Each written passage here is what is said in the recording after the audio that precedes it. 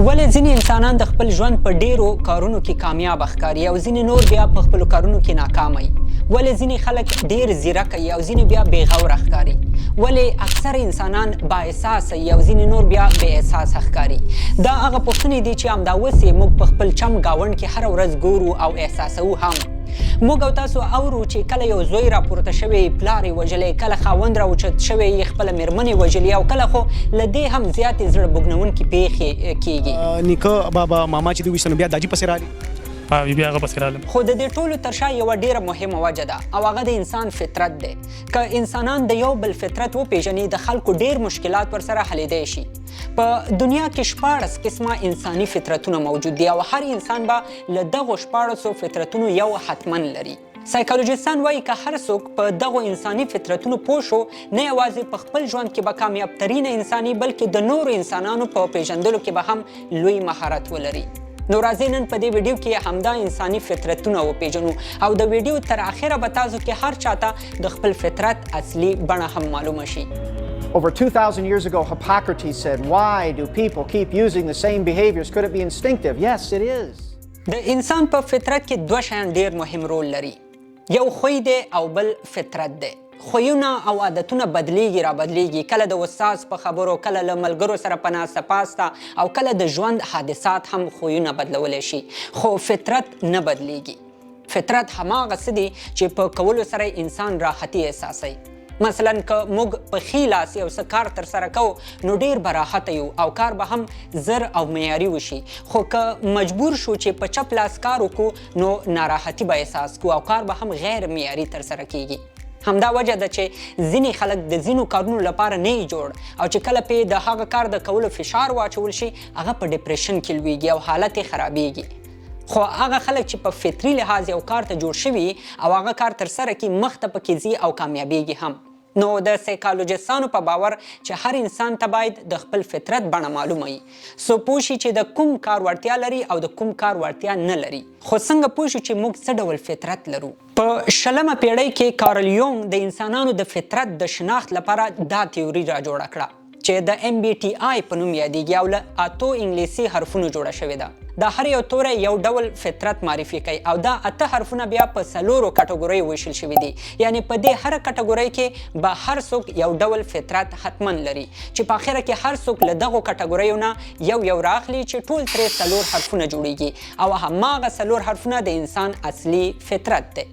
نو که تاسو غواړئ چې د خپل فطرت بڼه معلومه کړئ، له ځان سره په هره کټګورۍ کې د خپل فطرت مطابق یو حرف یاداشت کړئ او په آخره کې وګورئ چې تاسو په کومه ډله کې راځئ. اول یې ای او آی کټګوري ده. آی له انټروورژن اخیستل شوی دی او د یو انسان په فکر کې جوړې شوې دنیا ته وایي، او بل ای دی چې له ایکسټروورژن نه اخیستل شوی دی چې د انسان بهرنۍ دنیا ته وایي.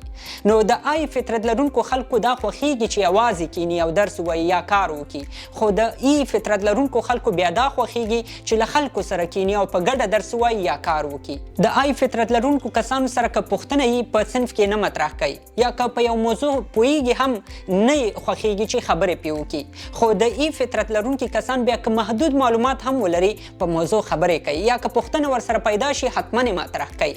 همدارنګه د ای فطرت لرونکي خلک له ډیرو کسانو سره اړیکې لري، ګروپونه لري او د بیلابیلو کټګوریو خلکو سره راشه درشه هم کوي. خو د آی فطرت لرونکي خلک ډیر محدودو کسانو سره ناسته پاسه کوي، خو یوه خبره یې چې د دوی ملګرتیا بیا ډیره ژوره وي. په همدې خاطر د ای فطرت لرونکي خلک په میټینګونو ناستو او له خلکو سره په خبرو کې سکون احساسوي یا خوشحالیږي هم. ډیر دوستانه مزاج هم لري، د خبرو کولو مهارت هم ښیي او په اسانه هر مجلس کې خبرې کوي. برعکس د آی فطرت لرونکي کسان له ډیرو خلکو سره له ناستې پاسې ستړي کیږي، په ځانګړي ډول له نوو کسانو سره په ناسته پاسه. خو دا خلک بیا د لیکلو ښه مهارت لري، ښه پلان نیونکي انسانان هم دي. له دې دا معلومیږي چې که د آی فطرت لرونکي خلک لږ زحمت وباسي، ښه لیکوال جوړیدی شي او که د ای فطرت لرونکي خلک زحمت وباسي، ښه ویناوال ترې جوړیږي. خو سایکالوجستان وایي دا معنا نه لري چې د ای کارونه آی نشي کولی او د آی کارونه به ای نشي کولی. هر څوک دا ټول کارونه کولی شي، خو فرق یوازې دا دی چې هر چاته په خپل فطرت کې خوند او راحتي احساسیږي. دویمه کټګوري د زده کړې کټګوري ده. ځینې خلک د یو شي د زده کولو لپاره له 5 حواسو استفاده کوي، هغې ته اس وایي چې له سنسر اخیستل شوی دی، او ځینې خلک له 6 حواسو استفاده کوي چې هغې ته ان وایي او له انټویټیو اخیستل شوی دی. یعنی د اس فطرت لرونکي انسانان زیاتره وخت د ماضي له تجربو په حال وخت کې استفاده کوي. دوی زیاتره وخت په خپل استعداد تکیه چې د خپلو 5 حواسو لکه اورېدو، لمس، ذایقې او بوی کولو له لارې معلومات ترلاسه کوي. دوی ډیر ریالیستیک خوی هم لري. خو د ان فطرت لرونکي خلک زیاتره وخت د مستقبل په اړه فکر کوي او د 5 حواسو سربیره په خپل فکر او تصور هم تکیه چې د دنیا په اړه معلومات ترلاسه کړي. دوی زیاتره په خپلو آیډیاګانو هم ډیر باور لري. د اس فطرت لرونکو خلکو ریاضیات، هندسه، فیزیک خوښیږي، خو د ان فطرت لرونکو خلکو فلسفه او تاریخي کتابونه ډیر خوښیږي. اس تر ډیره په حال کې په عملی تجربو ولاړ وي، خو ان بیا تر ډیره تمرکز پر راتلونکي. هر انسان د زده کړې لپاره له همدې دواړو استفاده کولی شي، خو په ځینو کې انسان ځان راحته احساسوي او ځینو کې ناراحته.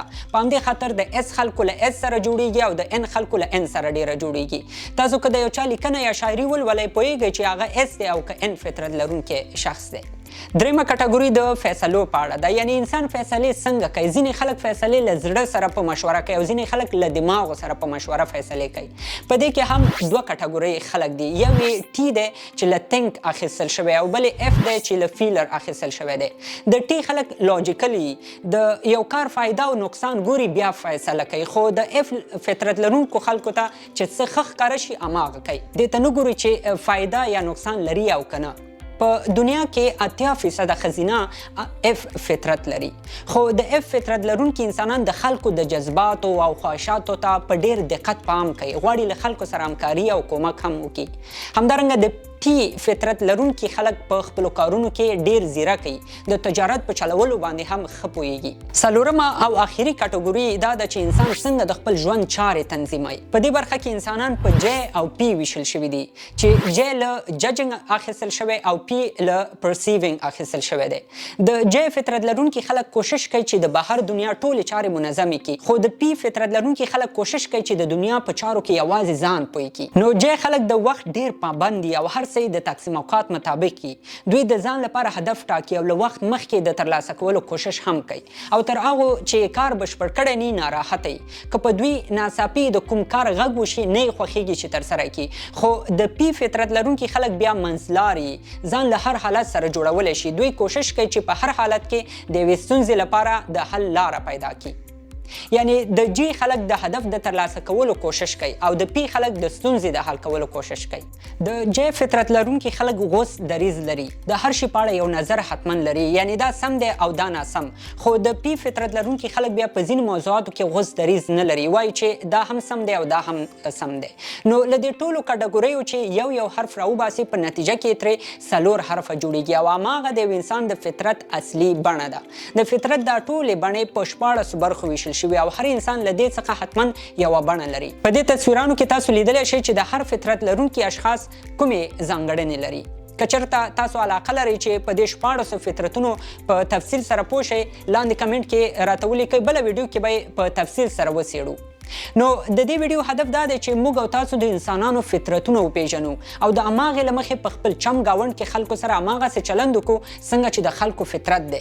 ځکه فطرتونه نه بدلیږي. مثلا که په یو کور کې خاوند له خپلې مېرمنې نه د داسې کار تمه لري چې د مېرمنې یې په فطري ډول ورسره جوړه نه وي، نو باید خاوند له هغه کاره تیر شي یا ترې ډډه وکړي او په همدې سره به زموږ په کورنیو کې لانجې او مشکلات هم راکم شي. یا که اولاد په فطري ډول له یو کار سره نه جوړیږي، نو والدین دې په خپل اولاد هغه کار نه جبري کوي او له همدې سره به د والدینو او ماشومانو ترمنځ مینه او شفقت لا زیات شي.